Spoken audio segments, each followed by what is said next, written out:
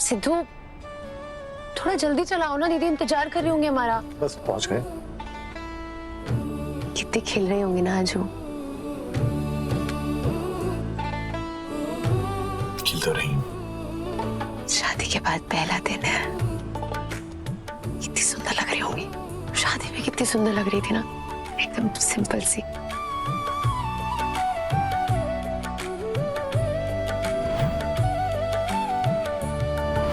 सादगी सी, प्यारी सी। हम अपनी बात नहीं कर रहे, दी की बात कर रहे हैं। सामने देखो, गाड़ी पे ध्यान दो, जल्दी चलाओ, हमें देर हो रही है। हाँ चल रही है गाड़ी। वैसे छोटी होती तो कितना अच्छा लगता ना उसको। इतनी खुश भी थी, तैयार भी हो गई थी, एकदम से कॉलेज से फोन आ गया उसको। हाँ कोई बात नहीं, जब तक वापस आ जाएंगे छोटी वापस आ जाएगी, मिल लेगी फिर।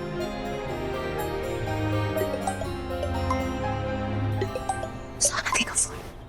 हेलो, क्या बात है, नई नवेली दुल्हनिया, कैसे हो आप? स्नेहा, हम क्या कह रहे थे? अरे दी, सुनने सुनाने का ना बिल्कुल वक्त नहीं है। 5 मिनट में हम आपके घर पे पहुंच रहे सिद्धू के साथ। अगर आपको कुछ पल अपने पतिदेव के साथ बिताने हैं ना तो बिता लीजिए, क्योंकि हम आकर रुकने नहीं वाले। पग फेरे के लिए हम आपको घर लेकर जाएंगे। माँ इंतजार कर रही है, आपकी मनपसंद चीजें भी बनाई है। Okay bye.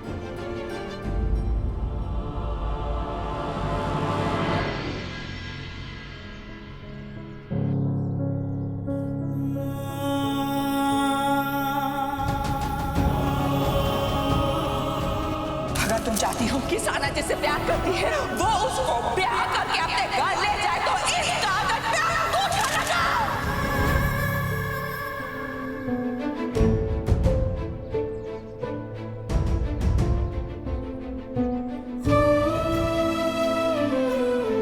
इस घर से सहाना का पग फेरा ठीक से हो जाए, फिर तो ये घर छूट ही जाएगा हमसे हमेशा के लिए। एक आखिरी खुशी दे दो माँ।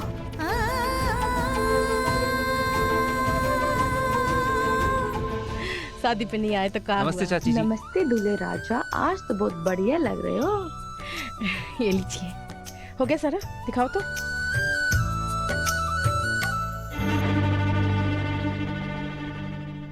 माँ, आप लोगों ने नाश्ते में कुछ बनाया ही नहीं। थाना जी के घर वाले आते होंगे उन्हें पगफेरे के लिए लेने। एक काम करता हूँ, मैं ही नाश्ता ले आता हूँ। गर्मा गर्म समोसे और जलेबी, पापा नथुराम की कचौरी खिलाता हूँ, मजा आ जाएगा आपको।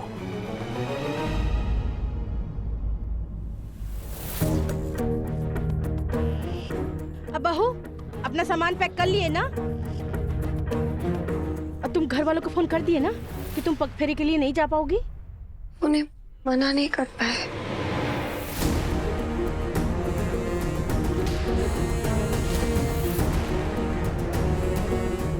क्या बोली?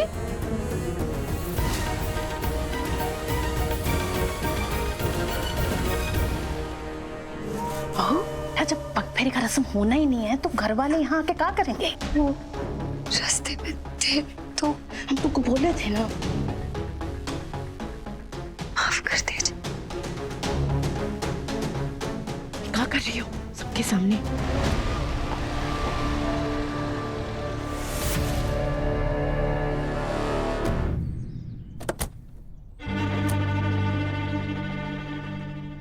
स्नेहा जी, आप अंदर जाइए, हमें एक तो फोन करने।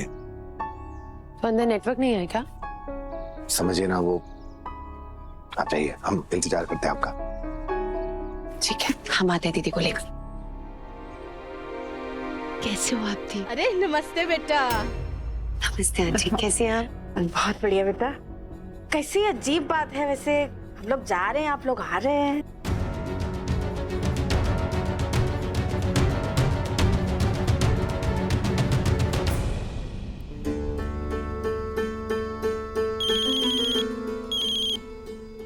हेलो।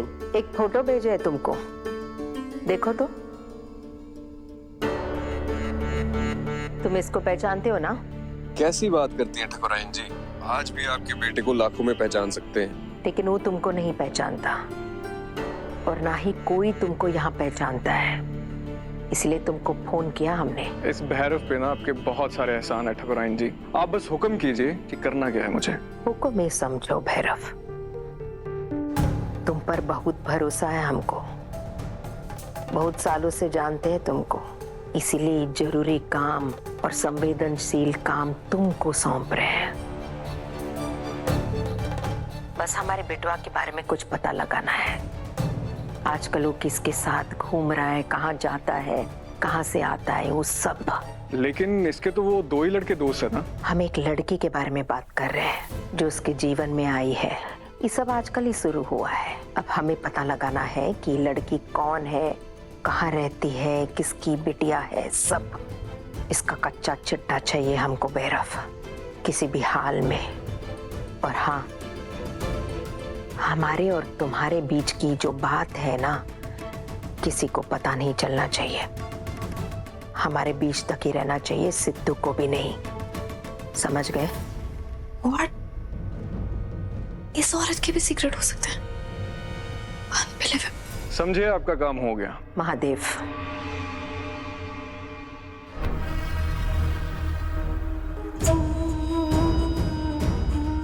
यस, इंदु रानी वो सो रहा है कि वो खुद ढूंढेगी उस ढाबा गर्ल को और सिद्धू की लाइफ से उसे हमेशा किल आउट कर देगी। बहू, तुम इनको बताया नहीं कि हम लोग आज के आज प्रयागराज जा रहे हैं?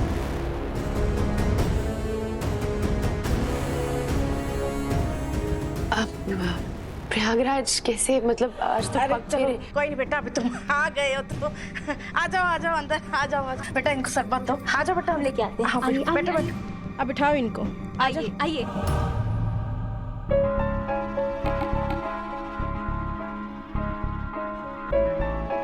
और सामान ले लीजिए। हाँ, वो गाड़ी में। और अच्छा, गाड़ी में भी है। दामाद जी, गाड़ी से लेके आओ सामान। हम तुम्हें बताने वाले थे कि हमें आज ही ससुराल के लिए निकलना है, पर फोन ही कट गया। मुरली सर तो बोले थे कि शादी के बाद हम यहीं रहने वाले। अरे आओ बेटा, बातें यहीं बैठ के कर लेना। आ जाओ अंदर, तो आ जाओ, आ जाओ, आओ। सॉरी सोनी, वो कॉलेज चली गई, वो तैयार हुई थी आने के लिए, लेकिन जाना पड़ा। देखो,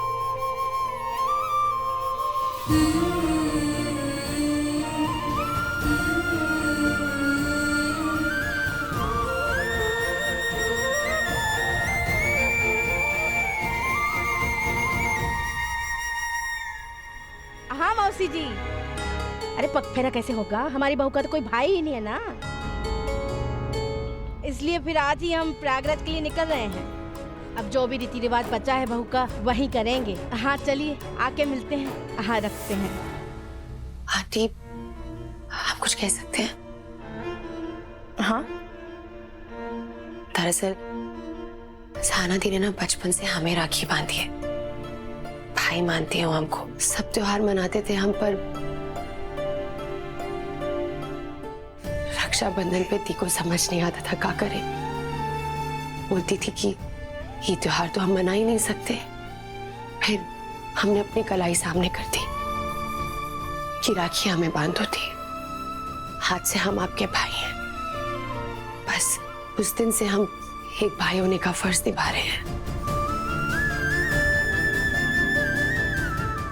हर मुसीबत में उनका साथ देते हैं।